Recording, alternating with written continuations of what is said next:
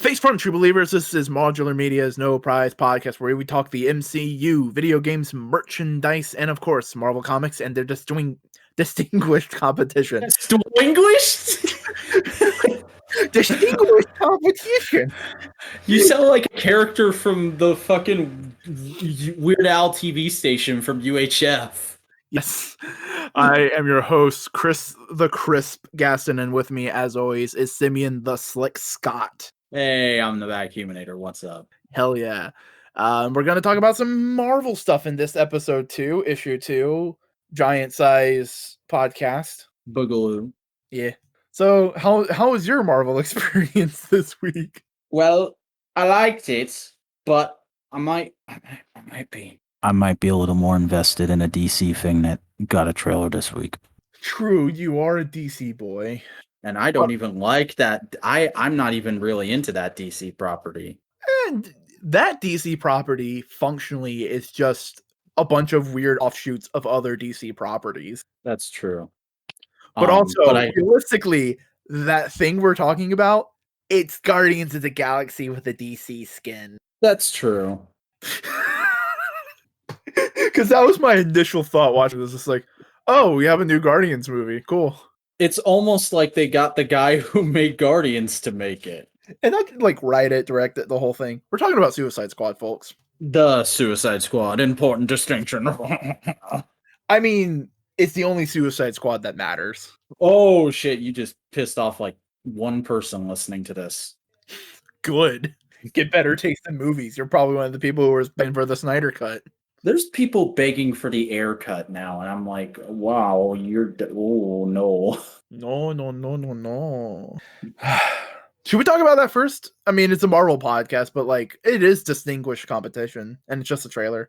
Yeah, I had a lot of fun with it. It's one of the first trailers in a while that, honestly, it's the first trailer since the trailer for The Batman that made me go oh, I want to show this to my coworkers real quick. And I watched it with the other two guys that I've mentioned on our wrestling podcast, right after my lunch break, because I watched it on my lunch break the first time. Nice. It is nice to see DC actually make something really cool and interesting looking. The last time that happened was Shazam. Yeah. I mean, the thing is, Shazam, the Batman, and the Suicide Squad are all literal just products of them going okay, clearly the Snyder thing wasn't working for a lot of people. So now we're still doing that, kinda, but also we're just fucking making movies. We're doing the X-Men thing now. We're just making movies. We don't care about a big intertwined continuity anymore, which I think is much better. Honestly, for DC, that makes 10 times more sense. Yeah. Unless you have a complete idea and structure like they did with the DC animated stuff. Well, to an extent, they kind of made that up as they went along. But then again, that's portions of the MCU as well. Yeah, the big thing is you got to be able to hide it. And they haven't been able to hide it with the movies at all. Mm-hmm. Because, yeah, they set up a bunch of goddamn breadcrumbs in all of the Marvel movies. And it's just oh, yeah, well, no, we can use that. Cool. Let's just use it. Mm-hmm. Whereas with DC, it's all right, we're doing this big universe, and it's going to start right now with this big epic feature film we're throwing out right in the middle of the summer. Green Lantern, everybody! Oof. Here's the thing, though. I am one of the few people that probably won't defend the Green Lantern movie, but say it's not god-awful. It's fine. It's fine. It's just not amazing is the problem. Yeah, and that came out the same year as what was the other movie? Iron Man? No, it was a couple years after. It was Iron Man 2 times. Ooh, it was. Oh, yeah, you're right. Shit. Because The Dark Knight came out the same year as Iron Man. Oh, yeah. Strange how everybody thought that The Dark Knight was going to be the future of comic book movies. Yeah, and it was literally only because it was such a critical darling and also Heath Ledger. Now look at us. Look how far we've fallen. Look how far we've come. Mm. Come join me on the dark side. I mean, legitimately, I was one of those people I was one of those kids who would regularly Google search Dark Knight Riddler and look at all these horrible fan mock-ups and be like, this is awesome. I can't wait for Rises. But I'm glad it didn't go that way, because if Nolan was in charge of every DC movie to some extent, oh god, would that universe be bogged down. There's a few I'd say Nolan could do a good job with. The Question, Yeah. Dead Man. I would love to see a Nolan do Dead Man. Dude, Nolan doing Resurrection, man. But like Nolan doing goddamn Green Lantern? No. Yeah. Nolan doing Plastic Man. Oh my god. No lie. If James Gunn is splitting his time between Marvel and DC doing movies, I want to see James Gunn do Plastic. Yeah. That'd be so much fun. Or Taika Waititi. Taika Waititi would be interesting. No, Taika Waititi should definitely do Plastic Man, and that's me saying that as somebody who hates Taika Waititi. No, let me rephrase that. I hate his work. I'm sure he's a lovely man. I've seen interviews with him. I love what he's done. Because it's a different flavor of quip in the MCU. Mm-hmm.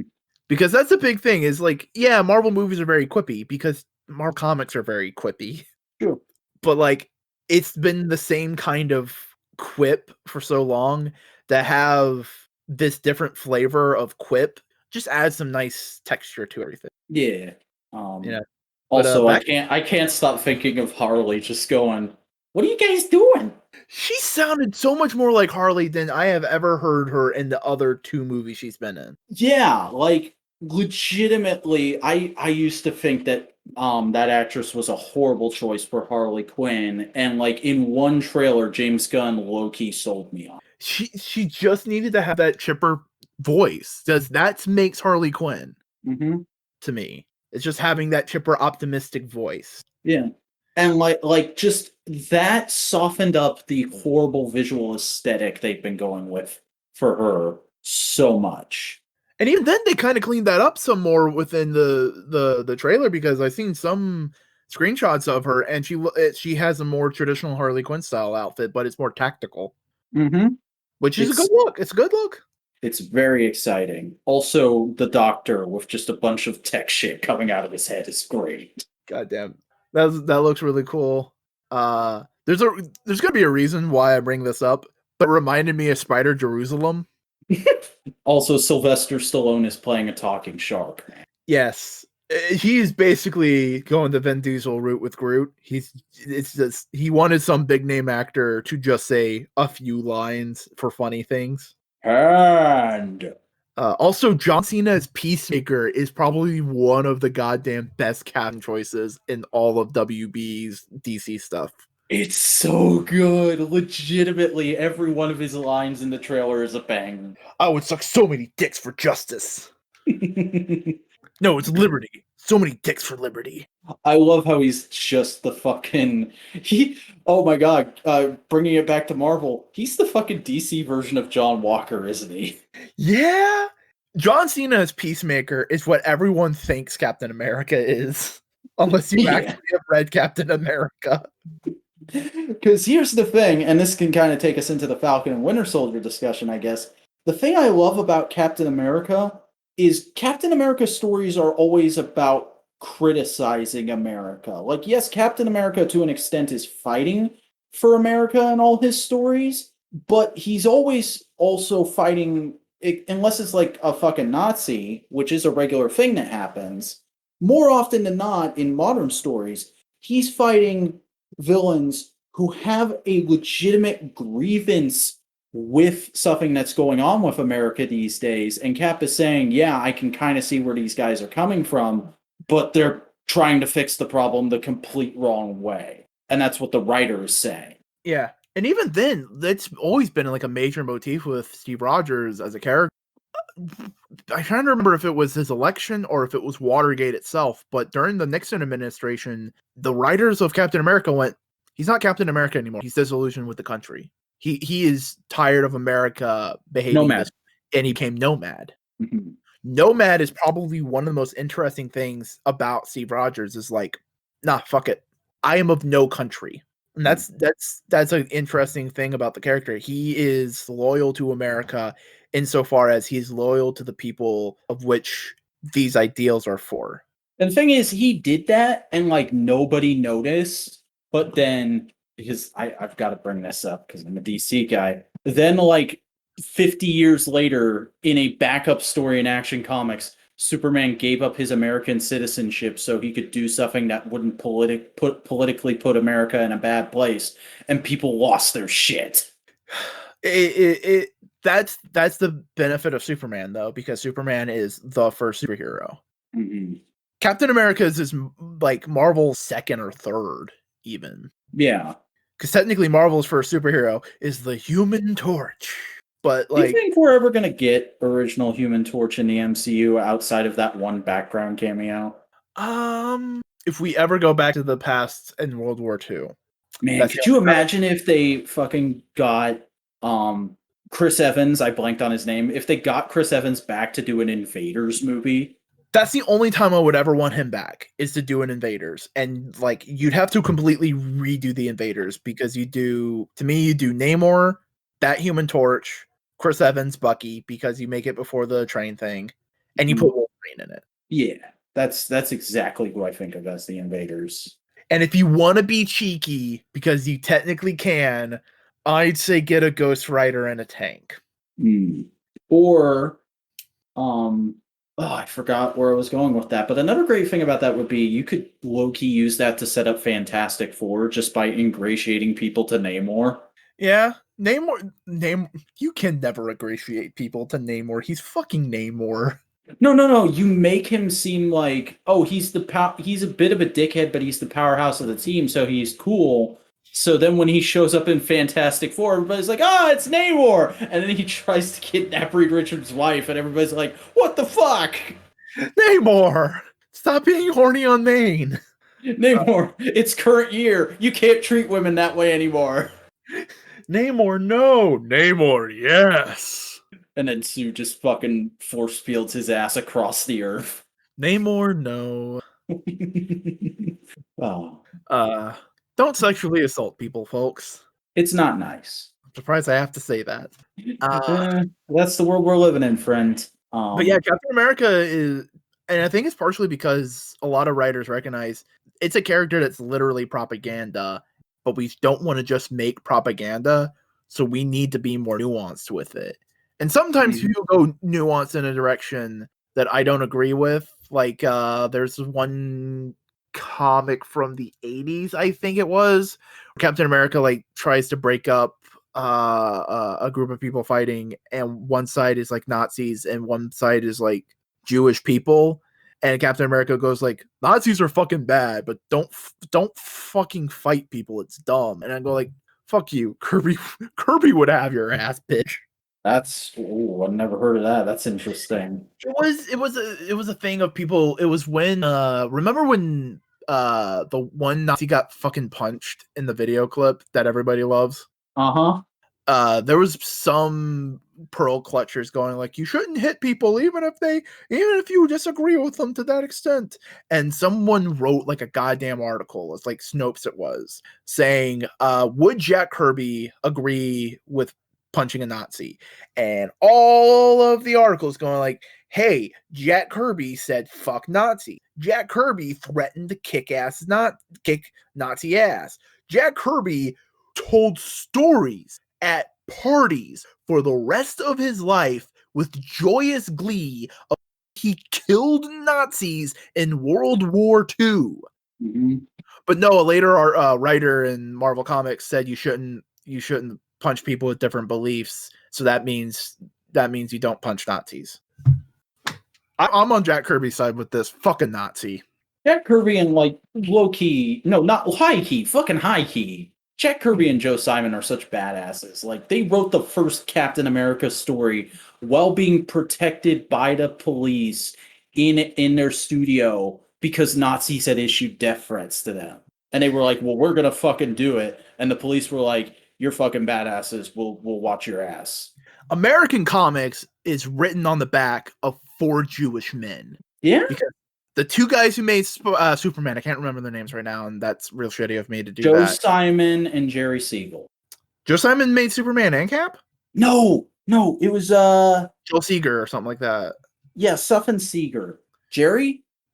No, we can look it up in a minute. I'm Googling it. Yeah, but the two creators of Superman were Jewish men. And guess what? So were the creators of most of Marvel, Jack Kirby and Stan Lee. Chris. What? My phone auto corrects to Supergirl. God damn it.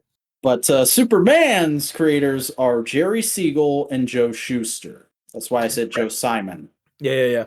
But like American comics would not be where it's at without Jewish men, and we should probably listen to Jewish people when it comes to Nazis. Yeah, they're generally speaking, experts. Yeah.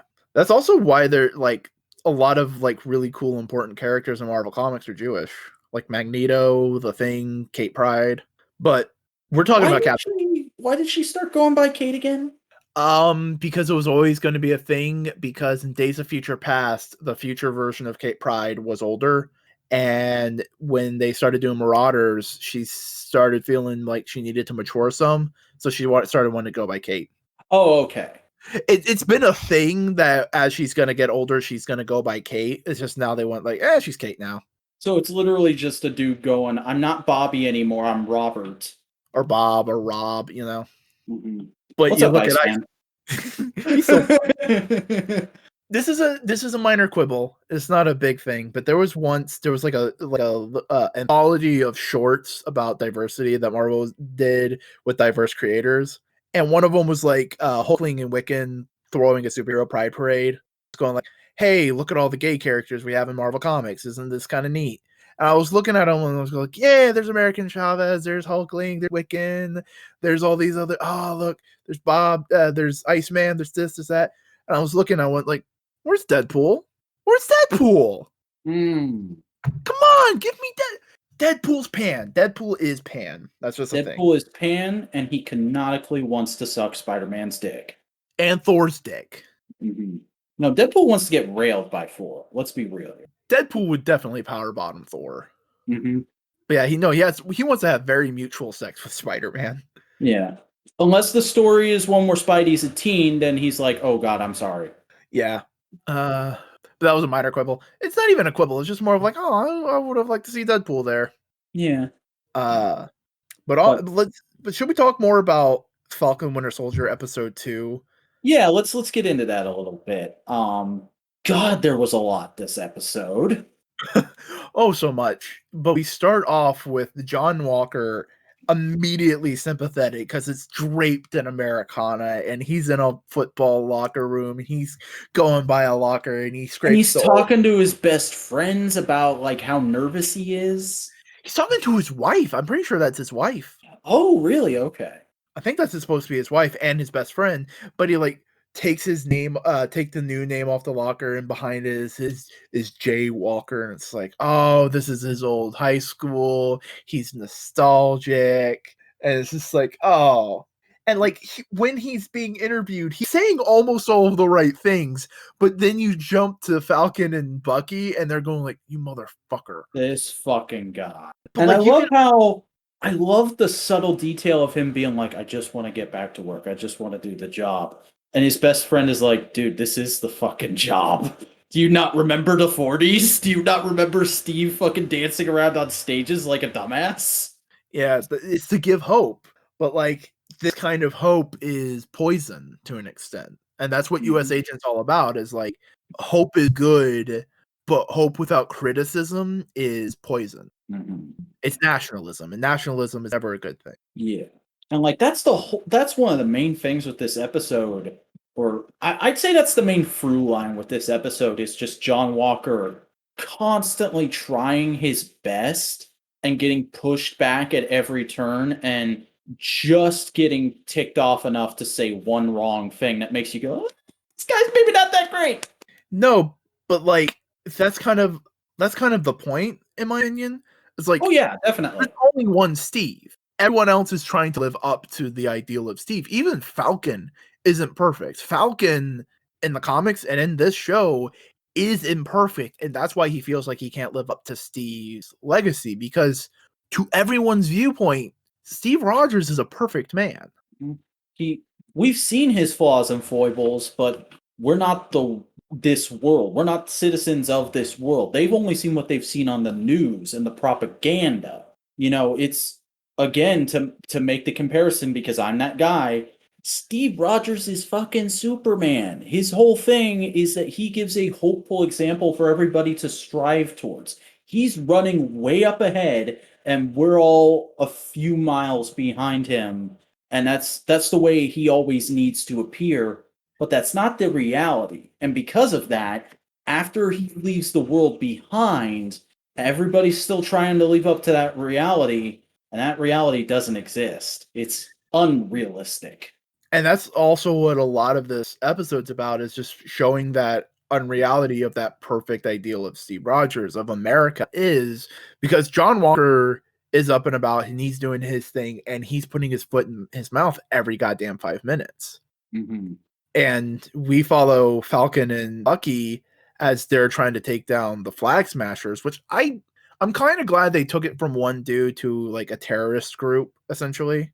Yeah, it works. Because it also it takes it away from like, oh, this is one weird nut job, to, oh no, this is a group with like a genuine ideal and belief. Yeah, they kind of have a legit grievance. They're going about like we were talking about earlier. They're going about expressing it the wrong way, but you can kind of understand what they're saying about like things would be so much easier without the bureaucratic bullshit that comes with borders. And we were just starting to get to a point where we could make a world like that. And then all these motherfuckers came back and just immediately got put back into office with no real say so. And everything's just being put back the way it was when we could have had something new and cool. And it's also, like, but there was also like another thing of like, there's so much resources being put into people who came back. What about the people who have been here all this time?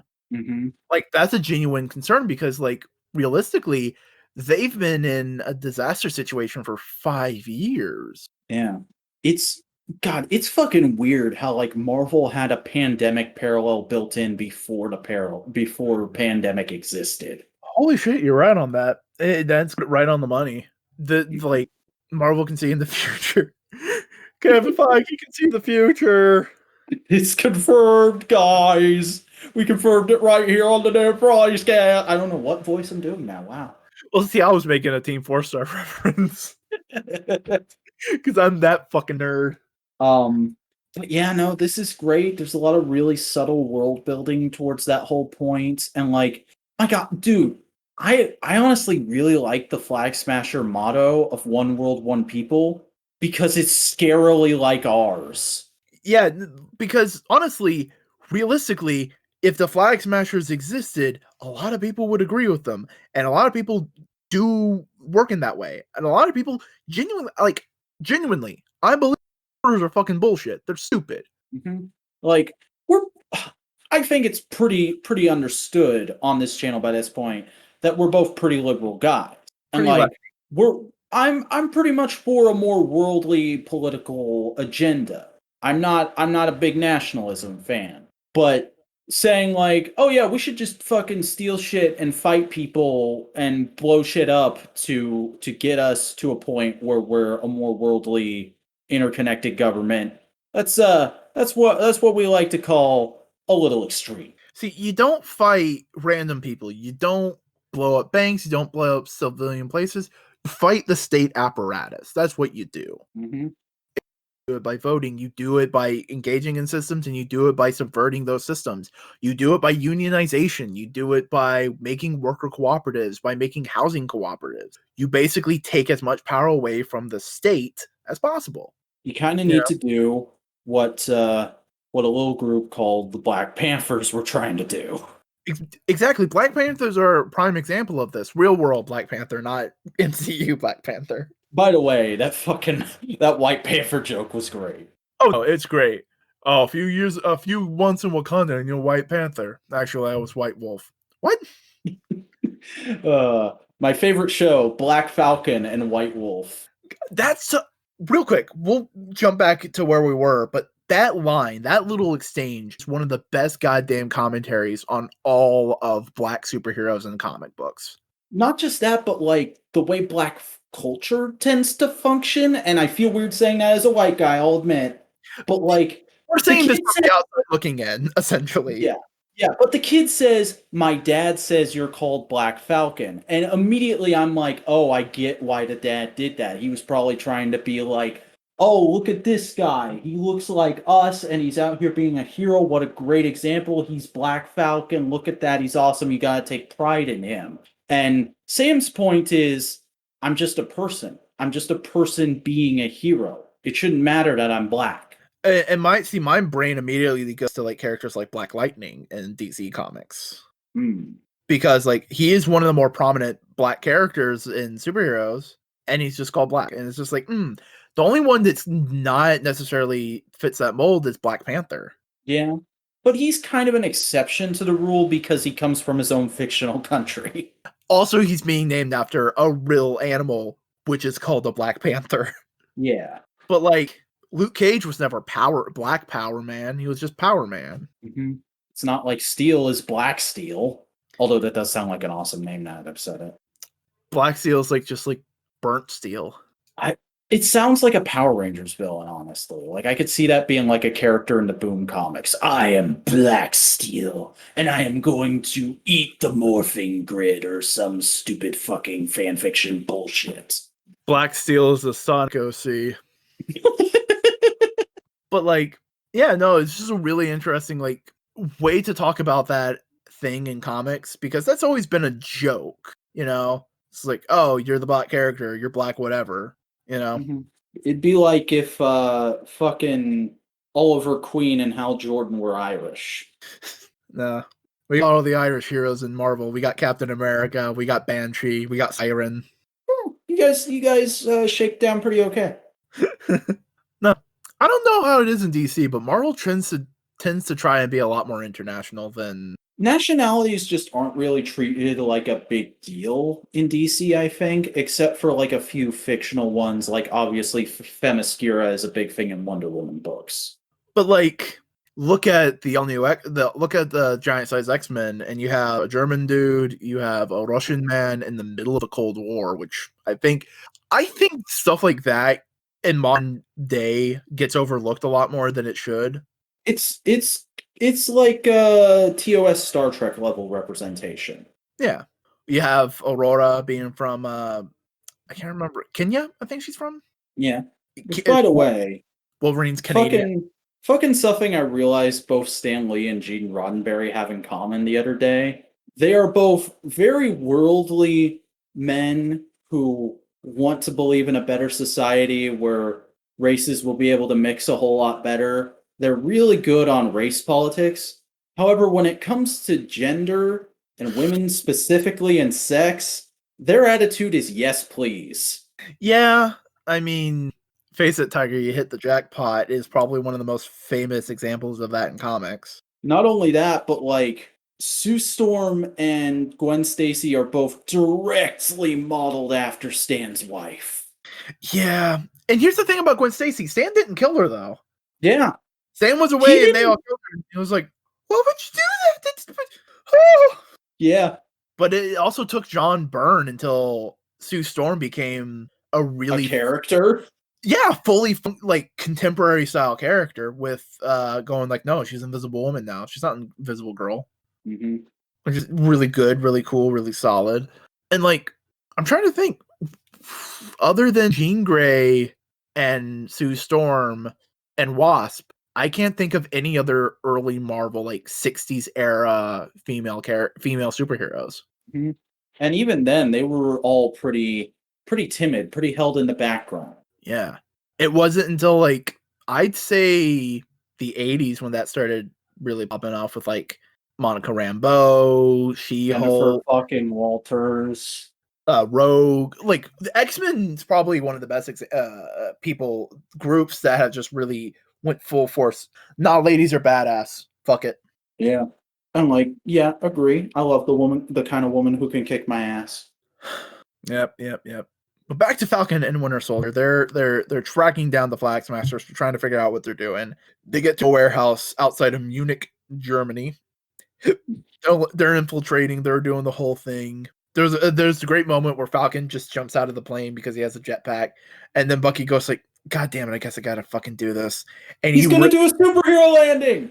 he rips a sleeve off his metal arm, and he uses it to brace himself down, and he lands back on it on his back, and Falcon just goes like, "I got that on video." It's so good. So good. I love how they're both super pissed at each other and they're like fighting over what to do about the shield, but they're still doing the best buddy tease each other thing. Yeah, it's solid. It's good. And they go into the thing, and then we have a big old punch up, and it's probably, I wouldn't say it's better than the Canyon fight, but it's a damn good fight scene. It's pretty solid. It's a damn good action bit. Mm-hmm. And I really like how John Walker came in and kind of saved the day. It paints him in a nice light. Mm-hmm. Especially the whole thing with his friend. Like, one of the best subtle things about this, and I didn't notice it until the second watch through, because I watched this last night after work and then again tonight while I was folding some clothes. During that fight when oh god, what is John Walker's black sidekick name? Real name or hero name? Both. Battlestar is his hero name.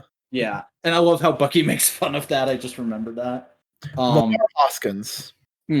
But like during the bit where he's in trouble and John goes to shoot a guy to save him, you watch that scene, you look at John, he very specifically shoots that guy in the shoulder instead of trying to kill him. And that's kind of the thing, is they're painting John Walker as not a bad guy, but not the best guy. Mm-hmm. He's a guy with a certain kind of temperament who was put in a very, very compromising position. And that's a comic book Battlestar. Excellent. But like his whole attitude is just like, I'm just trying to do my best. And they're like, you are the best. Look at all these fucking medals and this shit. They studied you at MIT and you're awesome. And it's like, I can see where this dude's gonna go. Like they revealed in this episode that it's a super soldier thing. Somebody's got super soldier serum and they gave it to the Flag Smashers.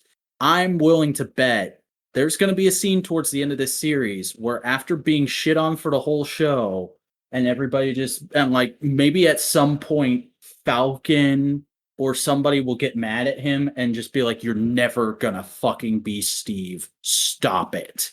And he gets access to the Flag Smasher's supply of super soldier serum somehow. And he's like, I'll fucking show you. And he takes it and it fucks him up somehow. Well, you want to know something about the comics? Does he not have it in the comics? No, he has super soldier serum in the comics, but guess where he gets it from? Where? The Power Broker. And that was the other big thing in this episode is like, they just mentioned the Power Broker. And because I know the Power Broker as a villain from the first Miss Marvel run of comics, I popped so hard. Yeah. For those who don't know, Power Broker's a baddie who just like sells and distributes powers. Or no, that's not where I know him from. He's in fucking Nick Spencer's Ant-Man. He's one of the big bads in that. That's where I first read him. So like, I'm watching this at like 10 at night last night, 10 p.m. Simplify it. And they said and I was like half paying attention, kind of nodding off, and they said the Power Broker, and I legit sat up in my seat and went, the Power Broker? What's going on? That's how you know you're in it. But yeah, Power Broker is in this, so they were definitely leading towards John Walker and Lamar Hoskins becoming super soldiers. Yeah. But like, I also like, because this fight scene also painted John Walker as like he genuinely, it seems like a nice dude because he's trying his best to calm this, to like do this non-lethally, and like Battlestar is falling off the truck. He goes like, fuck it, shield down, save his buddy. He's actually pretty good with the shield. Yeah, and like for all intents and purposes, like, yeah, no, the American public would be like, yeah, no, he seems perfect. He seems just like Cap. But Bucky and Sam know Steve better. They know him different. They knew him personally. They knew the man Steve truly was, and not the man he presented to give hope and idealism. Mm-hmm. They knew Steve when he was struggling, when he was unsure of himself. See, what's interesting is the government, or just somehow throughout his life, John Walker has been surrounded by glad-handing yes men who say like, no, don't worry about those doubts in your head. You're good. You're great. You're perfect for this. And Sam and Bucky are like, no, you might be right to doubt yourself. And he goes, well, fuck you. They just told me I'm fine. And here's the thing, though. That's what Steve went through. Steve was like, no, I'm not worth it. I am not what you think I am to Erskine. And Erskine was like, you are a good man. And that's what you need. By the way, have you ever noticed that detail? That's like one of the last things Erskine says to Steve is, you're a good man. And then one of the last things Steve says to Sam is, you're a good man. And that's the point. That's the point. John is a good soldier. Captain America needs to be a good man. Mm-hmm. And let me tell you this, as the son of a soldier, there is a difference between a good soldier and a good man. Oof. I'm sorry. You okay over there, Frendo? You okay over there, Frendo?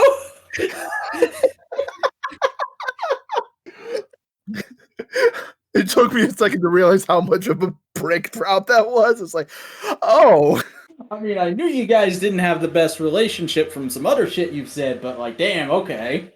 But like, that's kind of the point. It's like, you can tell when a person, like, the difference, you know? Yeah.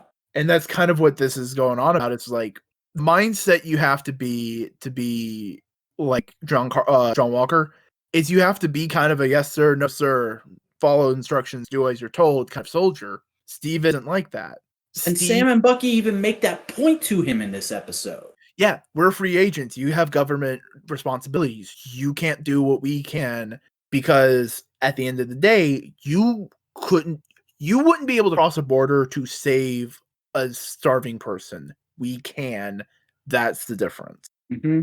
And his response to that is like, all right, but stay the hell out of my way. And it's like, okay, I get why you said that, but there's a way nicer way you could have said it. You could have said, okay, I understand what you mean. So from now on, you guys do what you can, but when the government sends me in, maybe get out of the way so I don't have to arrest you. And like, but that's also the point, is he is a headstrong soldier. He's seeing this as like going against orders. Mm-hmm.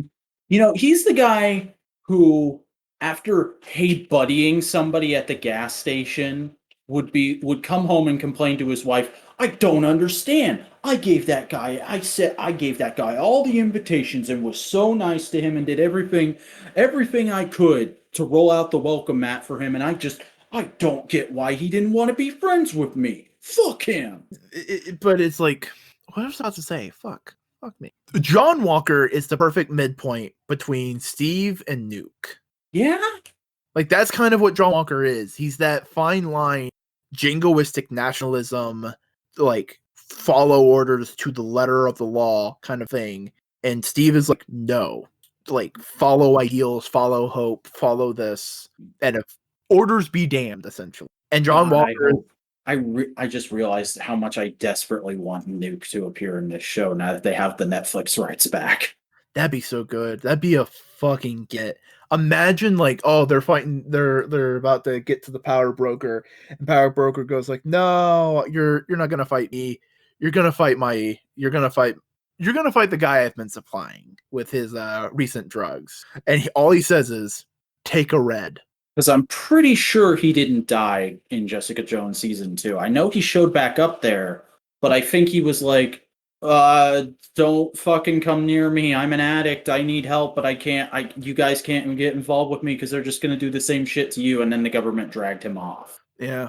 Nuke is one of those really cool, tragic villains of Marvel Comics. Mm-hmm. They did some really cool shit with him, especially in recent comics. Like, I've heard really good things about his appearance in Ta-Nehisi Coates' run. But before they leave John Walker, though, we have the co-therapy session that we've been seeing in the trailers, and it's funny. It's great, honestly. And like, there's some legit emotional pathos in it too. Like, the moment when we actually get to find out why Bucky's so upset, I kind of felt it deep down. And like, you totally understand why Bucky feels this way, but it's also like, and it is a dumb amount of responsibility to put on Sam's shoulders. Sam didn't ask to be the validation for Bucky, you know? Yeah. And that's kind of his point, is he's like, you're a fucking weird asshole, and like I enjoy quipping at you, but go away. Yeah. And it's just it's good character dynamics, because it's ultimately like two people on any other circumstance, like if like take away all the superhero stuff, they probably be really good friends. Mm-hmm. It's just because Bucky went through all the shit he went through, Sam went all through all the shit they went through, and their mutual friend went through all the shit he went through, that they're together this way, and it it creates a gap that can't be crossed easily. Mm-hmm. It's also just a weird power dynamic, because like they've both been around for so long and have so much history with Steve. They're both kind of equally valid as his sidekick, but they're also both fully separated from him now. But they also had a completely different power dynamic in each situation, because in the 40s it was Steve coming to the rescue of the Buck and going like, hey, we're gonna fight Nazis together, and they were in a whole organization, the Howling Commandos and everything. With Sam though, with Falcon, it's, hey, we can be heroes, we can be superheroes, you can use your special talents to help the world. And it's like, oh yeah, it just feels a little different. Yeah. But Bucky has an idea of where he can get more information on the super soldier stuff as it's pertaining. And so he takes Sam Wilson to Baltimore. Fucking, oh my god, I lost it at this as soon as I realized who it was. The second I realized it was Baltimore, because Baltimore has one of the highest populations of black people in America, I was going like, okay, they're specifically going to this place for a specific reason. It's gonna be him, and it's like for lack of a better term, inner city neighborhood. But it's not run down. It's not like graffiti. Yeah, it is. There's a fucking tent. There's a couple tent houses in the background of one shot. I wasn't paying that much attention. Okay. But they get to the house, they knock, and the kid goes like, there's no one here that name. Go away. And then Bucky just goes like, tell him it's the dude from this one time in the 50s. He'll know what it means. And so they're brought inside, and this old black man just stands up and goes like, are you to finish me off? And Bucky goes like, no, that's not me anymore. And basically we are shown Isaiah fucking Bradley says, you don't get to say that. Yep, Isaiah Bradley, the Black Captain America. The Blackton America, if you will. Because for people who don't know, essentially, after Steve Rogers was made, they went like, hey, why don't we try and make more super soldiers? So why don't we use a bunch of these black enlisted soldiers that we have lying about that no one gives a shit about? They're black, come on. And just experiment on them and use the super soldier serum and kill most of them. And the ones that survived sometimes have debilitating scars and deformities. Mm-hmm. Except one, Isaiah Bradley. And in the comics, they don't go super in depth on what happened in the MCU, other than he fought the US government, and then they threw him in jail for 30 years and ran experiments on him. And goddamn, that one line, if that one line does not win that actor a fucking Emmy, because goddamn, that is so true to life for so many people. It's just, but damn. Yeah. And then just like him throwing them out, and then Sam getting pissed that he wasn't told about this sooner. And then the thing that happening. Oh, it was the cherry on the cake. Yep, because Isaiah Bradley goes like, no, fuck you, I ain't fucking dealing with that shit anymore. And he throws a goddamn ashtray. I wanted to say it was like a Mentos container. It looked like an ammunition box to me, but it probably wasn't.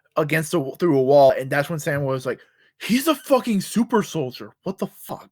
And I love the face I'm assuming it's like his grandson makes, because he's like, oh god damn it, I'm gonna have to spackle that later, aren't I? Yeah. Which real quick, you know what that means. One more drop in the possible Young Avengers. Because that guy in the credits is credited as Elijah Bradley, also known as Patriot. Oh shit, that's right. Yeah, and dude, do you know who dude, Patriot is Falcon's sidekick in his latest solo run. It's probably a different Patriot. There's Probably. 2 different Patriots. Probably. Not that funny. I think Elijah is retired right now. Mm. But yeah, no, like it's just very interesting that again they're setting up Young Avengers and everything, but like they are using that comic book origin, and it's just like because that's an origin full of pathos and like genuine American discretions, you know. Yeah, it's good. But they do leave the house and whoop whoop.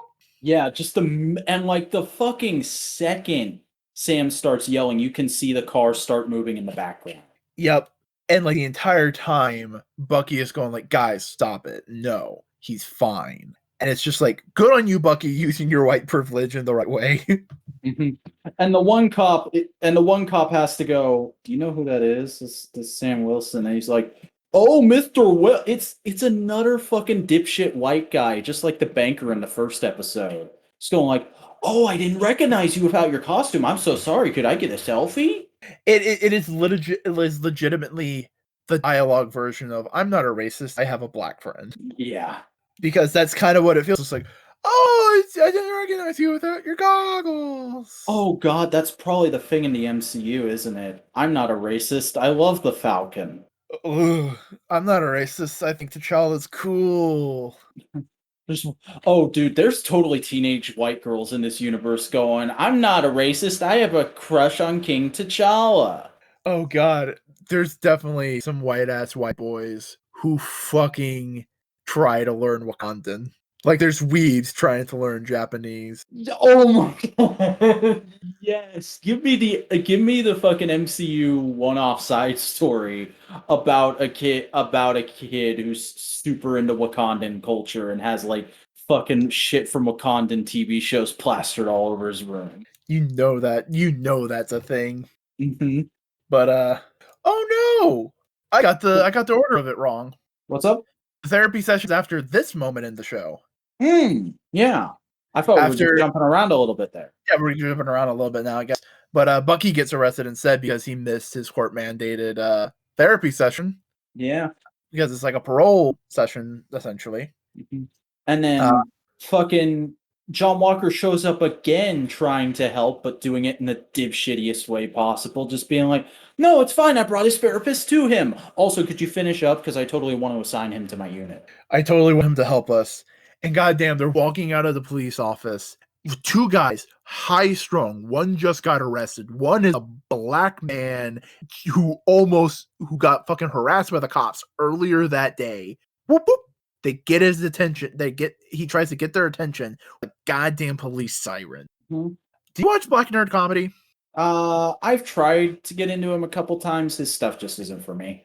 I watch him every once in a while, and like his reaction to that is just like, God, it is fuck white people. He had the look of like fucking white people for that one character. Yeah, because that's what it is. It's fucking white people. God damn it. Because it's like an old white man going like, oh no, you can trust the police. I've called the police a ton of times and nothing bad's ever happened to me. Yeah, but you're an old white man. It's amazing how this episode took us from thanks, I hate him to oh no, he's a good boy. He could go places. He's trying. Right back to thanks, I hate him. Yeah, because goddamn, that is like pure unadulterated like. That is pure white privilege without recognizing right there. That is some Jake Paul shit, really. Jake Paul, Logan Paul, whatever, Paul Walker. Do we not like him? No, he's good boy. Okay. Rest in peace. Oh yeah, that's who that is. Sorry.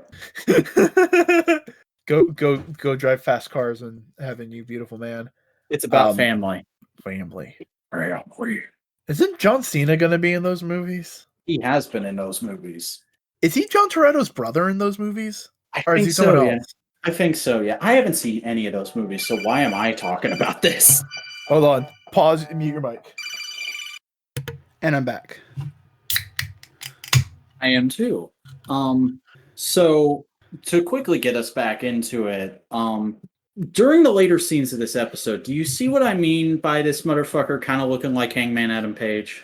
Yeah, he is, especially Soon with as the he gets scruffy. that, as soon as he gets that stubble, man, it's right there. Which also, this isn't for everybody, but for me, it does kind of endear him a little bit because Hangman is kind of a fuck up. That's kind of his character. Mm-hmm. He does put his He's foot in a his mouth fuck every up once. in a toxic relationship. Except John Walker's toxic relationship is America. Oh no! just the country of America sliding up. Hey, give me some nudes in the DM. But it does end with Bucky and Falcon realizing that there's only one more lead they have, and it's Zemo. And we get a shot of Zemo in prison to end it off. God damn. So there's a lot of things that set up that's going to be paid off later, because this is definitely a lot more of a straightforward story than WandaVision, but like, goddamn, the hype levels of just going like, holy shit, fucking Zemo. Mm-hmm. And we already know Balaclava Man. It's in the trailer. So there's going to be an awesome prison break next week, I bet. God damn, there's so much interesting things, because also, remember in the trailers, we've seen a big neon lit city that very easily could be Madripoor. Mm-hmm. And my money is on Madripoor, because it is sort of a Marvel Universe staple. It's not purely X-Men. It's kind of like the Skrulls. Marvel could use the Skrulls, but they couldn't use Super Skrull. Mm-hmm. No, that kind of thing. Yeah. So do you think we're ever going to get Super Skrull now that they've just immediately made the Skrulls good boys? Well, considering the fact that they've kind of turned Super Skrull into a good boy. Oh, I didn't know that happened. Okay. It was recently. It was like sort of after Empire. Oh, is this Dan Slott shit? No, it's Al Ewing. Oh, okay. Yeah. No, it's Guardians. Oh. Because here's the thing that's been going on in Guardians. Because, okay, let's talk about comic book shit, because I have a little bit of comment. Hang on. Real quick. Let's just say, overall, this was a fucking great episode of Falcon and Winter Soldier. Great episode of Falcon and Winter Soldier. I cannot wait for more. Zemo's going to be awesome, because, like... And remember, going into this, you were going like, yeah, this will be fun, but, like, I was more excited for WandaVision. I was, because it was like, holy shit, this is something weird and funky. Like, you know when you want, like, some hard-ass funky cheese, and nothing will satisfy until you get that hard-ass funky cheese, but after you get it, you just want some fucking pizza? Mm-hmm. This is that pizza. It's bog standard, but, like, when a pizza's good, it's good. I mean, good. I mean, I can kind of talk about that a little later with stuff when we talked about potentially discussing in this episode. Yeah, but go watch Falcon Winter Soldier if you haven't already. Just do it. It's good shit. Such good shit. Such good shit. But no, I got caught up with the current volume of Guardians of the Galaxy's current run, and basically the idea, they set up couple different things. The Guardians of the Galaxy are basically the new Nova Corps. Because through the events of the comic and through Empire, the event, basically the entire intergalactic government and structure and economy is nearly in shambles. It is hanging on by a thread. So, Nova was like trying to get, basically in space, the Olympian gods are like causing havoc and killing planets and blah blah blah. Nova goes up to basically the retired Guardians, the Guardians, Drax, Gamora, Peter Quill, Groot, Rocket, but also throw in Moondragon and Moondragon's wife. So Nova shows up and goes like, "Hey guys, I know you're sort of retired, and I hate to do this, but like we got some bad shit. We need your help." And Gamora goes like, "Fuck off. We're done. We're tired. We need to rest. Let us rest." But at night, two people couldn't go to sleep, Peter Quill and Rocket Raccoon. So they wake up, go out to the ship, and they look at each other and go like, "You couldn't sleep?" "Nope." And they go off with Nova to go fight the Olympic gods. Nova, a different Moondragon, because the Moondragon we saw earlier is from a different dimension. Comics! A different Moondragon. No, I don't. I may be getting the Moondragons mixed up, but them and Marvel Boy, who is a Grant Morrison creation. He's like an alternate reality Kree super soldier with a bunch of weird fuck abilities. That sounds like a Grant Morrison film. Like his saliva is psychedelic. Yeah, that really sounds like a Grant Morrison thing. Yeah. So they're going off to fight these Olympic gods, like destroy their engine and do all that kind of stuff. And they find out, oh, they kidnapped Hercules because he tried to fight off against these new Olympic gods because they're not like, because they are reborn versions of his family, but like they're evil now. And he's like, fuck that shit. So Hercules joins the Guardians of the Galaxy. But in this adventure, Peter Quill sacrifices himself to like save the galaxy, and Gamora goes like, fuck you, fuck all of this shit, because Peter Quill and her got together in the comics, which was never really a thing until the movies, but it creates good shit in this comic. And it's brand synergistic. Yeah, and all that kind of stuff. And basically, we have two different Guardians. One's a more murky side with like Gamora and Drax and do all that kind of stuff. And then you have the other side just going on a variety of missions. Okay. Yeah. You've got the moneymakers and the good boys doing good boy shit. Yeah. And eventually, it like part of it is the surviving intergalactic nation states are coming together to have all right, we need to discuss how we are going to work peace and do all that shit. So you have the horse people, not Beta Ray Bill horse people, the horse people that gave Power Pack their powers. Okay. Yeah, there's multiple. Because here's the thing, Beta Ray Bill is a horseman, but he's not a horseman. Because not all of his people have the horse mouth. It's just him. I just love that this episode just evolved into note the other horse people. Yeah. Them two representatives of the Kree Skrull Alliance. The Super Skrull representing the Skrulls, and a different group, different Kree soldier representing the Kree side. Then you have a couple other like different people representing different like major alien species in the galaxy, in like the Marvel universe. So you have a Shi'ar and you have a Badoon and all this different kinds of stuff. That's the horse people I'm talking about. Okay. Yeah, they are known as chameleons. Okay. Yep. And essentially all this kind of shit happens and goes down, and like a leader gets killed, and like it's pinned on Marvel Boy. And, like everybody thinks Marvel Boy caused it because he was the only person around. And his story is the gun turned around and killed the guy when he pulled the trigger. And basically Rocket and a bunch of Guardians come in and go like, okay, we'll solve the mystery, all that jazz and shit. And turns out that Badoon wasn't a Badoon. They were something else. I can't remember. Let me look it up. So give me a second. Spelling audio. Yeah, very much so. But essentially they solve the murder, they solve all the things, and turns out Peter Quill isn't dead. He's been in an alternate reality for like 100 years, and he's meditated and shit, and now he's like, they Bruce Wayne'd him? Kinda? Did Bruce Wayne get into a polyamorous relationship with interdimensional alien creatures? No, he just went back in time and made various new action figures of Batman based on historical stereotypes. Yeah. But also like now he's more in control of the element gun and all this kind of stuff. And now remember, hold on. I'm trying to just get this because I read it a couple days ago. So I'm trying to make sure I got it right in the head. Right. Okay. So they solve the mystery, they do all things, yep. They find out the real killer.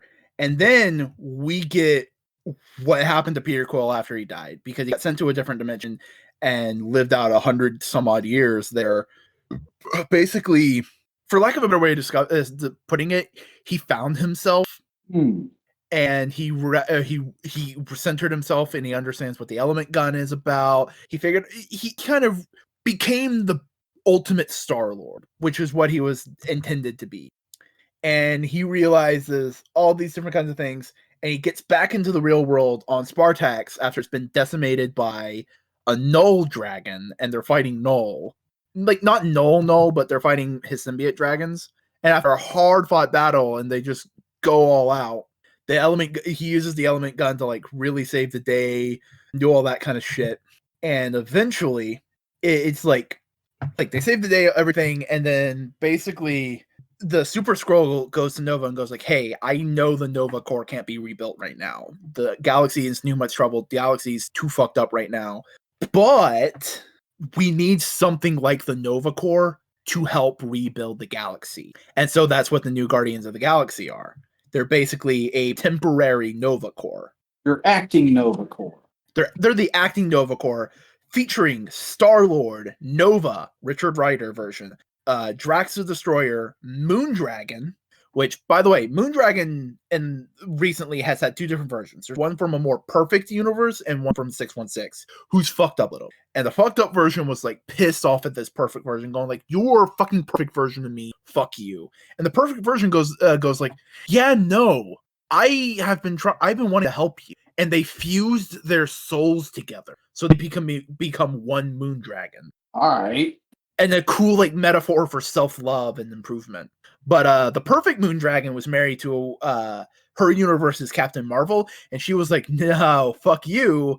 Why didn't you ask me, your wife, that?"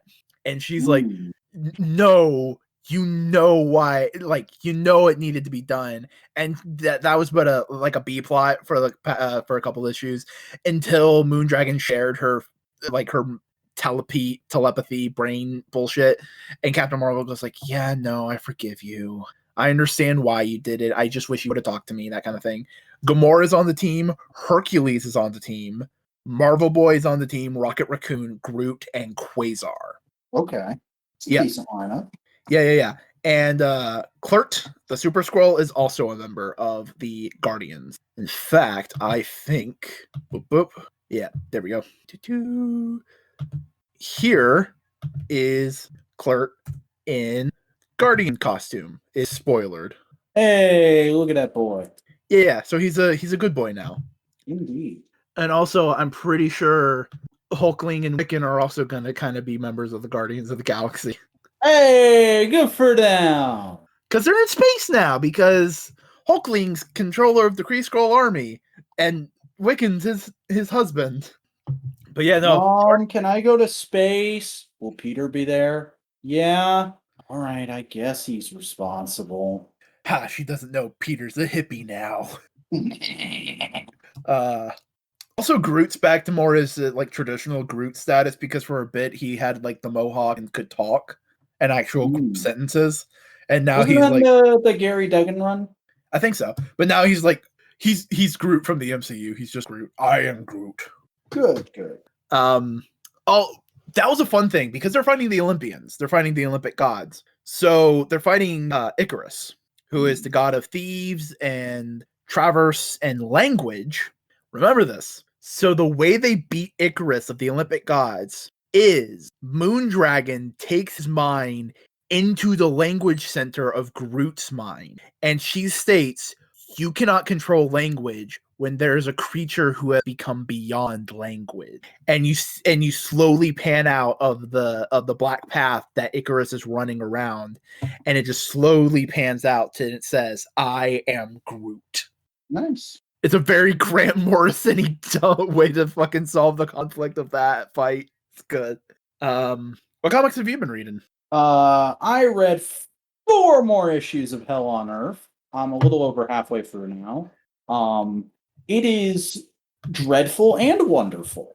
Literally, the Superman and Superboy issues are just garbage, but like this is like where the best Supergirl run hit its stride. Apparently, I forgot that. I forgot that. Like the most recent issue I read, I forget which number it is, but it's the second issue of Supergirl that's involved with Hell on Earth. And it opens up on a flashback of her on Krypton, driving basically a flying car that her best friend was given as a gift because her best friend is about to move to Kandor and her parents wanted to soften the blow. And it's just kind of like a nice little scene of these two teenage girls talking about boys they like, and oh, we're gonna miss each other, but it's great that we got to hang out one last time.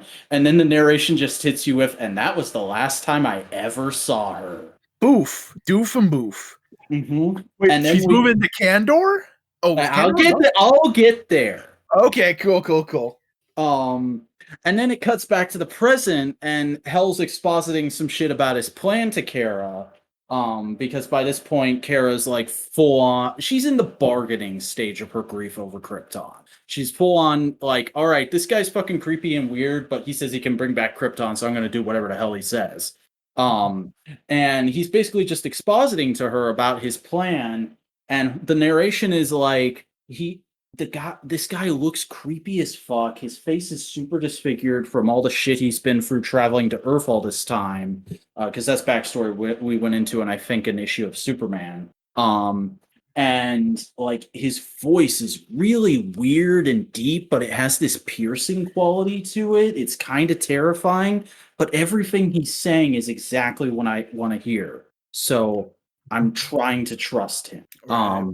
And Hell basically says, so this power source that I need to make the machine for my plan work is in the bottled city of Candor, which your cousin has been just completely dropping the ball with. He could have brought these people back and helped them try to live new lives for so long, and they've just been wasting away in this, what is essentially a stasis pod in this fucking ice fortress that's in the middle of bumfuck nowhere. What the fuck is wrong with him? It's like he's fucking embarrassed of Krypton or some shit. Fuck him. But I need that power source. We should probably go get that power source. So he shrinks Kara down to go inside Candor, but he can't shrink himself down, or at least he says that. And so he projects an image of himself from how he looked before he traveled to Earth. And he basically looks like Superman if Superman was Brad Pitt. Yeah. Like, so like a mid 2000s. Yeah, like we're talking Titanic era, Brad. Yeah. Fan cast of like, oh, here's who I would have to play Superman. Yeah. And Kara's like, oh wow, he's actually really handsome. That softens the blow of his voice so much. And there's a little bit of an adventure. Yeah. I love Kara, but she can be a bit superficial, I'll admit. And there's a bit of an adventure of them traveling through Candor to get to where the power source is, and they're attacked by like Brainiac robots that think she's just someone from Candor who somehow got out of stasis, and they're like, fuck, we gotta put you back, this is bad. And so she destroys the robots, and in the fight gets tossed right over to where her friend is, just lying right above, hovering above the ground in a sleeping position in stasis. And she's like, oh, fuck, she's alive. I could save her right now, but I could make it so she never went through this. All right, we're getting the energy source. We're getting the energy source. And she comes back out, and Hell's like, oh, this is so great. You're the fucking best, Kara. I fucking love you. We're gonna remake Krypton together, and like you'll be this legendary hero of all of Krypton because you did this. And she's like, I know so much more about this guy now. I've been through something with him. I think I'm falling in love with him. And it's like, oh fuck, perfect depiction of Stockholm syndrome. Oof, big oofs. Yeah, like it's a great issue that fully sells you on this outwardly seeming ridiculous relationship. Because here's the thing, when New 52 Supergirl was happening, I stopped reading over this event because I thought the idea of Supergirl going out with a genocidal maniac who wanted to remake Krypton was stupid and unrealistic. And then I came back and read it in back issues, and I was like, oh no, this makes a lot of sense. And like that is the issue where that all comes together. It's a really good issue. Especially just the rest of it's not that good. Yeah. It's one of those things where, and thankfully you get enough context through narration in those Supergirl issues that I can kind of say, yeah, just read those issues as they appear in the trades, because they are included in the regular Supergirl trades too. That's good. But also, I did read something Marvel this week, and it's not what you think. No, I know you're waiting for to finish all the all of hell before you start on Dawn. Mm-hmm. But I was just sitting on the computer the other day, and a friend who doesn't do online shit, so I'm not going to dox them, just kind of messaged me out of the blue and said, "Hey, remember how we really didn't like the new champions initially because of how like preachy that first run seemed to be? Yeah, go read the latest event. It's really good." So I went and I read the first 2 issues of Champions 2020, which is by Eve L. Ewing. And it's part of this event called Outlawed, which is basically what if Civil War, but focused on teenage superheroes and good. Because it actually makes sense. Wait a second, you're all teenagers. Maybe this isn't the best situation for you to be in. Mm-hmm. And I've only read the first 2 issues of it, but like it's fucking great. It makes so much sense and works so well. And there's also some great political commentary in it for modern times. Like, I want to get back to this at some point. I don't know if it's going to be anytime soon because I don't have a trade of it in my hands, and I probably won't for a while because it got delayed due to COVID. But yeah, no, the first 2 issues of that are really, really phenomenal. I'm assuming you know most of it, right? I haven't actually been reading Champions right now. Okay. Well, the basic story is they're on a mission, where they're trying to protect this diplomat and like a bunch of people. There's a protest going on of something Roxxon is doing, and shit goes haywire, and the Vision's daughter actually blows herself up to try and stop it, and it causes a bunch of collateral damage. Actually puts Kamala Khan, because she's there in secret identity, not as Miss Marvel, puts her in a fucking coma.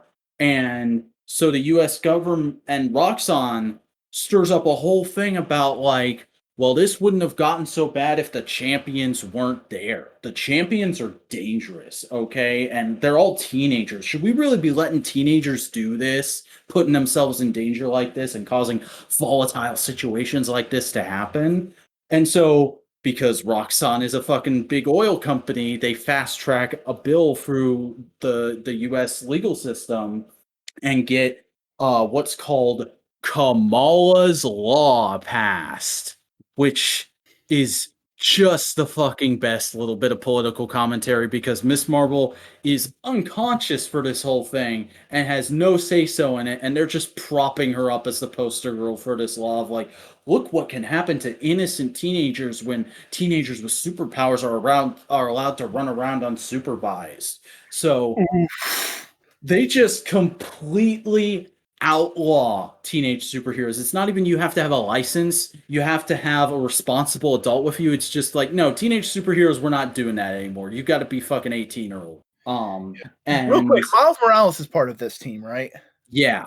Has Peter Parker showed up because he's like the quintessential teenage superhero? I think he shows up somehow in issue 3, I've been told. Okay. But another awesome thing, because one of the initial members of this team during its original run was Cyclops, teenage Cyclops from the Brian Michael Bendis run. Yeah, who they yeeted back into the past before Hickman took hold.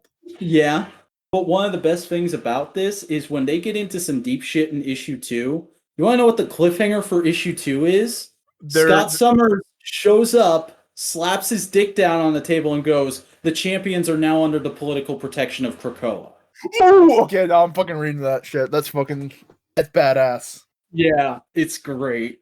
That's when Marvel's at its best, is when they take dumb shit ideas other people came up with and went like, I'll do something cool with that.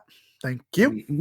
It's such a great little bit of continuity. I loved it so much. And like, it's out of something I absolutely hate because like, I'll full on go on record. I love Mark Waid. His original run on the Champions is fucking preachy SJW garbage. And I mean that in like, I don't know if we've ever talked about this publicly, but you and I have an agreement that there's a difference between being a civil rights activist and an SJW. Oftentimes it's when you don't know the true nuance of an issue and you're just parroting what you've seen on the internet. Mm-hmm. It's it's being Oliver Queen, basically. Yep. And I'm not trying to make a joke at the character's expense there. Oliver Queen has literally said in comics, I like to call myself an SJW. Yeah. But no, that's cool. I'll try and read some Champions this new run. But Yeah. I was looking a little bit. This is the cover to the issue that comes after that Guardians one I just shown you. What? Yes. For those who can't, because you can't see it, it has a Star Brand. I'm pretty sure she is, or a Quasar. That may be Quasar or Star Brand. I can't remember which. Yeah, she's the new Quasar. I know her from Nick Spencer's Captain America. Yeah. So Quasar, Rocket Raccoon, Moondragon, and Klurt the Super Skrull, all surrounding goddamn Doctor Doom. Boom. Doom. Boom. Doom. Boom. Doom. Boom. Doom. Boom. Also, this is the issue that comes right after that, featuring a Captain Marvel, Marvel Boy, Hercules, Gamora, Drax, and that's what made me unsure if it was Quasar or Starbrand. That might be Starbrand. Mm-hmm. That's a good ass. That's like actually making me dig the very tried and true and tired out. Just all the team members splashed out on the cover design. That's some really good version of that shit. Also helps that it's kind of like one giant picture. It's just like these are 3 different teams within this one big team that all do different missions. Oh no, it's X-Men #1. Yeah.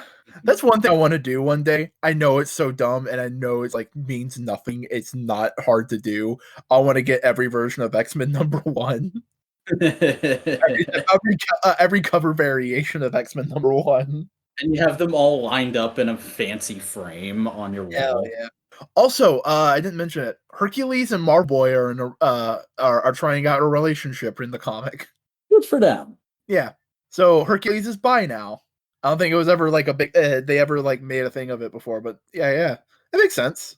He's Greek. He's ancient Greek. Of course he's fucking dudes.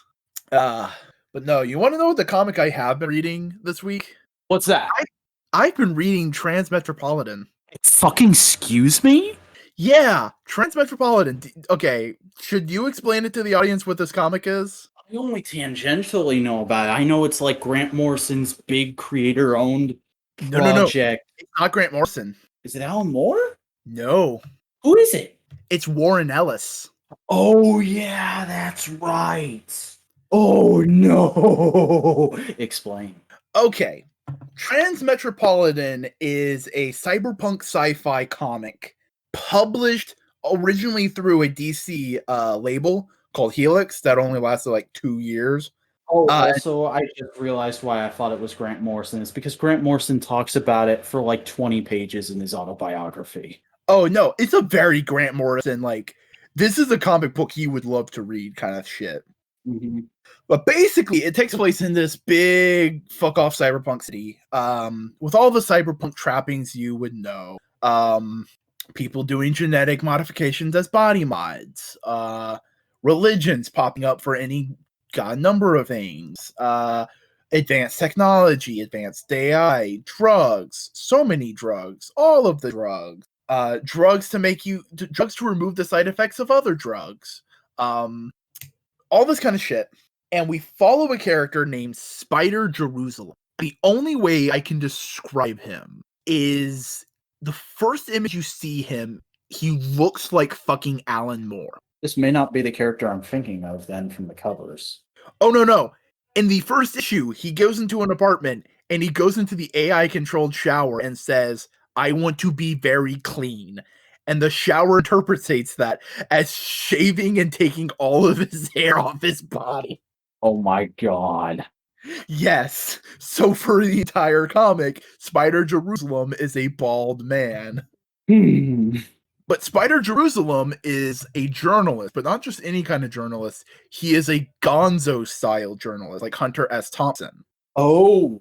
And very much like Hunter S. Thompson, because he will antagonize everybody. And he will throw weapons at anybody. And that is the cover. That is the character. I just sent him a picture of Spider Jerusalem mouth foaming in anger, cigarette in his mouth, flipping two giant birds at a character off screen. This is Joey Janela in 20 years. I wouldn't be surprised if Joey Janela had a pair of those sunglasses. But basically, right, I haven't gotten to the first major arc after the transient arc. But essentially every issue is or just like a news organization column, and it's different aspects of the city. One issue is just all about how religion functions in the city. One is just all about television. One issue is all about his assistant's ex-boyfriend becoming what is called a faggot, which basically, how is that spelled? FOG. I can't remember if that's exactly how it is. Okay. But like basically you download your brain and you become a nano robot sort of cloud, if that makes sense. And so it's all about like that idea of like of humanity within this world, you know. Foglet. That's what they are. Foglets. That's what they're called. Back, do you hear me? Yeah, I'm here. Okay, cool. I just wanted to make sure. And it's just a really interesting world because like there's also there's a population of the city which are basically people who were cryogenically frozen being brought back. But when they enter the city, they are so fucking shocked at how things have progressed. They're basically in a constant state of like culture shock and catatonic to the point where they stay in boarding houses all like at night and have to be pushed out into the city during the day, and they basically just go to alleyways and sit in corners and in total shock of the city they're in. It goes fucking weird places, but it's good. It's a really good comic. I'm really enjoying it because it's exploring all these sci-fi things and very. So what about you? Any other comics you've read? No, but I did pick up a couple of related action figures. Ooh, Legends or McFarlane? Legends. I got the okay, let's do this. Let's do the full fucking thing. The Hasbro Marvel Legends X-Men Retro Collection Target exclusive Rogue. Woo! Which costume is that? I can't remember. Is that 90s costume? It's literally based off of Jim Lee X-Men #1. Oh, bitchin', the best Rogue costume. Honestly, I prefer the 2000s one, but this is like up there. Here's the thing. I am a staunch defender of superheroes wearing jackets. It's a good look. That's fair. Though, like, her jacket on this costume is so tiny that 90% of the time I forget this costume has a jacket. It's still good to me, damn it. It's still real to me. Like, what would Animal Man be without his fucking sick-ass jacket? That's fair. But no, this figure is pretty solid, but I more so just love it for the Manic Collector Market backstory of it. Because have you at all heard how this happened, how this release happened? No. So back in, I want to say 2014, when New Legends was just starting to hit its stride, they did an Apocalypse Build-A-Figure series with a couple of random Marvel characters, some obscure X-Men characters, and then 90s Rogue and Wolverine. And those were the only like specifically 90s X-Men figures for a little bit. Fast forward to 2019, and suddenly Hasbro was just like, yeah, let's just give them everything 90s X-Men. Let's just do all the 90s X-Men stuff right now. And those two figures skyrocketed in value. Like legitimately, I have the Apocalypse Wave release of that Wolverine. I got it last winter. Because it's spring now. Hey, that's nice. But I got it late last year from a local toy store, mint in box. They had it marked for $60. That figure originally retails for $20. I was able to haggle them down to $45. So that's the kind of thing we're talking here. And like Rogue, because it's fucking Rogue, is even more expensive than Wolverine most of the time. Like, legitimately, last time I checked on eBay for like a super good mint in box version of that original Rogue, it was $110. Yeah. Rogue is just a good fucking X-Men character. Mm-hmm. So Hasbro, after that whole debacle, was like, okay, well, we hear you, fam. We're gonna fix that. Here's that Wolverine in a 2-pack, and then here's Gambit and Rogue and a couple different costumes of Storm and an Iceman, all in a wave together. And and we're gonna release them next year, right at the beginning of next year. Also, by the way, they're Target exclusives. Okay, bye. I mean, to an extent, I can understand. Like, it's the best thing, but it's not the worst, you know? It's the thing, but like Target has been especially bad with Hasbro recently. Like, no, like all you have to do is just say the word Target to a G.I. Joe collector and they will start going insane. Oof. That's the level we're talking here. So these things are and I mean these things because I do have Gambit as well. I just haven't opened them yet. Give But Rogue her hubby. I'm going to. It's on the to-do list. I'll get to it. I mean, I saw your little display that you're building up with like Black Series and Marty and yeah, I literally Hangman Adam Page.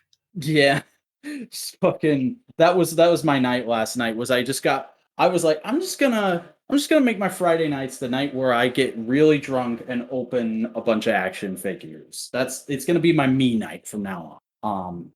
But yeah, Rogue is really good. They updated the face painting a little bit for this release, so it looks a little more realistic, a lot less just dot for the eyes. They threw in a new accessory or accessories, because originally she just had fists. They gave her 2 alternate hands, a trying to figure out what it would be from her perspective, a left hand that's holding a glove and a right hand that's bare, and it's kind of posed like she's about to use a power she just stole. Ooh, that's so good. That's good. Mm-hmm. And it's pretty solid. It stands fairly well, although it is that original Marvel Legends female buck that they used forever and is not the best.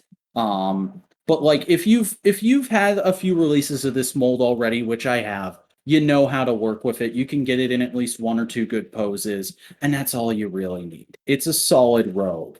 I dig it. Nice. And then should I do the other thing that I talked about off mic as well? I'm trying to remember what that was. He's a young cavalier. To fucking go for it. So the Transformers are Marvel canon. Just deal with it. They are. They are, for matter of fact, Earth 91274. Yeah. And I've been opening a lot of Transformers recently. I opened the last of my Earthrise guys, and I opened all the Studio Series guys except for the Voyagers. And by Studio Series, I mean Studio Series 86, because I wasn't interested in any of the live action movie figures they did. I was, but I just didn't want to invest the money, you know. But you wouldn't be mad if someone gave you one.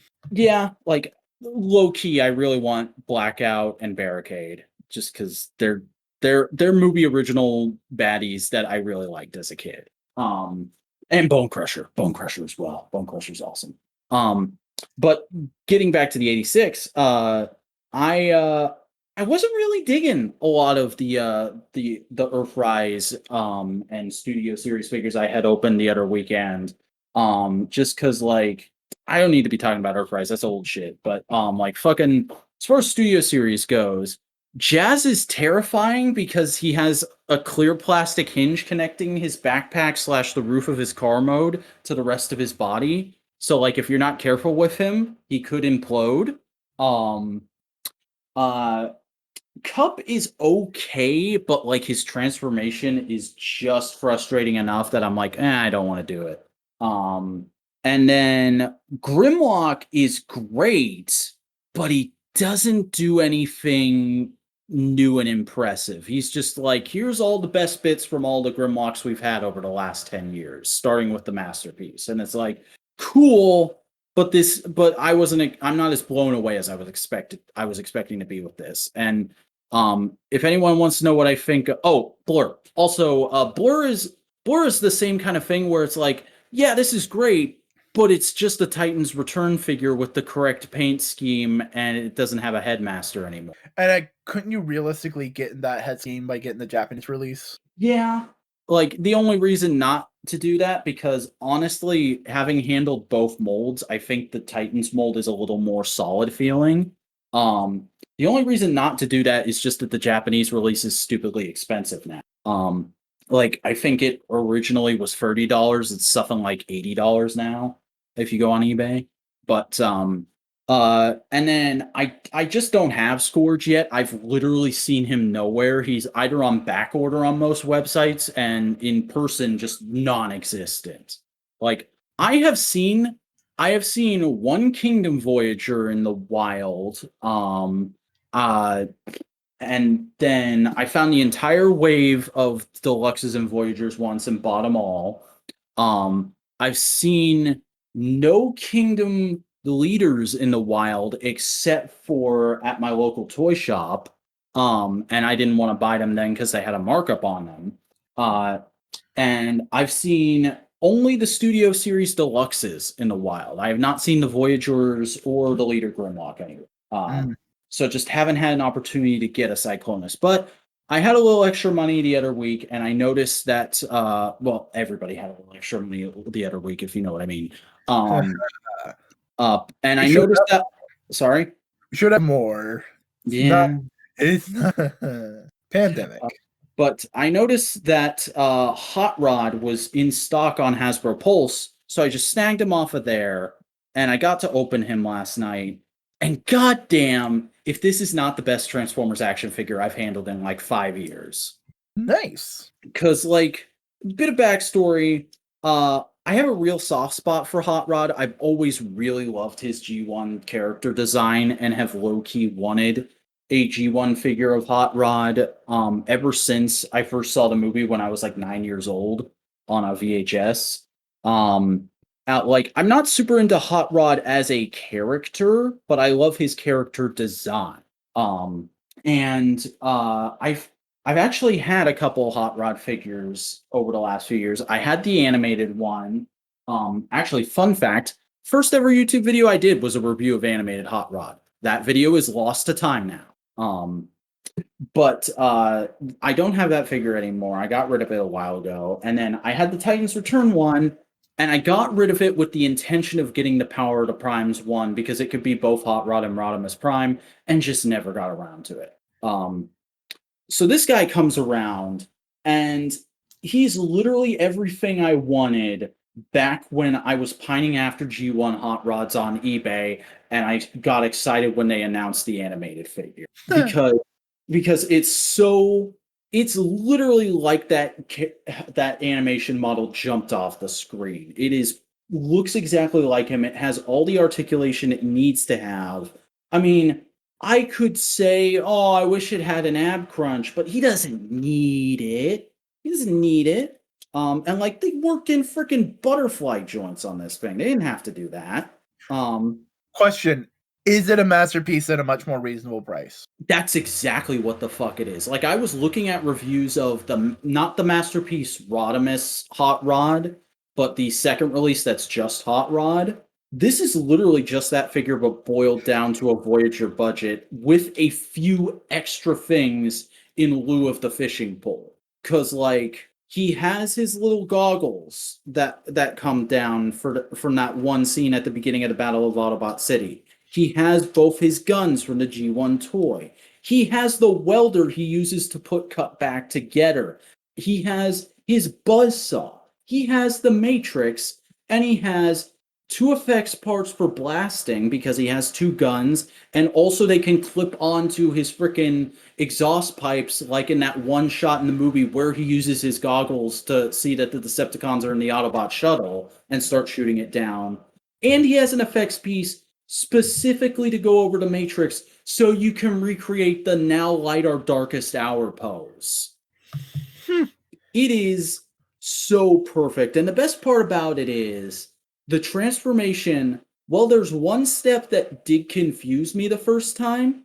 is overall really simple, really solid, fits together super tight, and then the car mode is also just like that animation model came right off screen. Like, the only way it could be more perfect is if in car mode you could actually open the windscreen and put that exosuit Daniel, or no, it's officially a Spike, but it can be a Daniel too because there's no face on it. That exosuit, if he could open up his cockpit and you could put that exosuit figure in there, that would make it perfect. But as it is, it's like a 9.5 out of 10. I fucking love this figure. It may end up being my figure of the year if nothing else comes out to top it. Nice. Yeah. Well, I don't think we have much more to talk about. We talked about Falcon Winter Soldier. We talked some comics. We talked to Distinguished competition. Mm-hmm. So overall, why don't you tell the people who you are and where they find you? Well, hey, howdy, everybody. I am the Vacuuminator, and I am a person who does media analysis and toy reviews. However, I'm currently on hiatus, so if you want to see any new content, I don't got much of that, but you can check out my backlog at youtube.com/thevacuuminator. That's spelled TheVacuuminator. I'm also on social media, Twitter at the Vacuuminator, where I talk about just random news and shit, make jokes. It's a good time. And I also post, hey, if you enjoyed that action figure talk, I do action figure photography over on Instagram at _Vacuuminator. I'm currently posting pics of the Earthrise Bumblebee. That's a solid little figure. So go check that out. Excuse me, my mouth just got dry all of a sudden. Go check that out. Good job. Hey, howdy. I'm Chris Gaston. I do video essay and editorials. You can find my stuff on YouTube at Boingo Writer, and you can follow me on Twitter and Instagram at Boingo_Writer. And as always, you can join my Discord server. A link to that is in the description. This has been Modular Media's No Prize podcast. And any final words? R1.